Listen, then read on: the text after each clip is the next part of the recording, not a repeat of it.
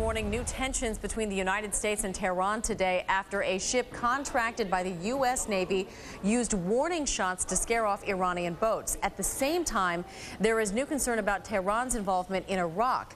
The head of the Joint Chiefs addressed this all today. I have no expectations that we're going to get into a conflict with Iran in the immediate future.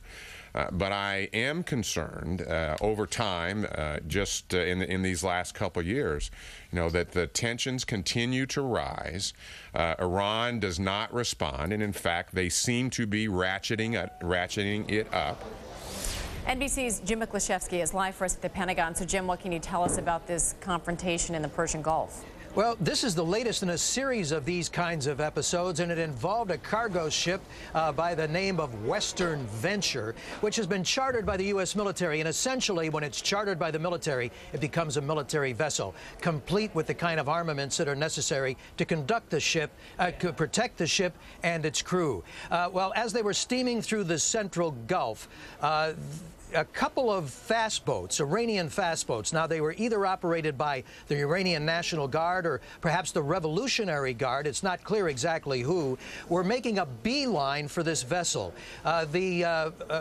Western Venture, the military on board, tried to raise those fast boats on the ship-to-ship radios. No success there. So they finally had to squeeze off a number of shots. 8 rounds from a .50 caliber and 3 rounds from M16s were fired as warning shots, in addition to warning flares, at which time the boats veered off, and no harm, no foul in this case. But U.S. military officials are concerned if these kinds of episodes continue, that there could be a miscalculation on the part of one or the other that could result in serious damage or even perhaps fatalities. And Jim, quickly, another source of concern regarding Iran are these reports that more Iranian-made weapons are turning up in Iraq. What can you tell us about that?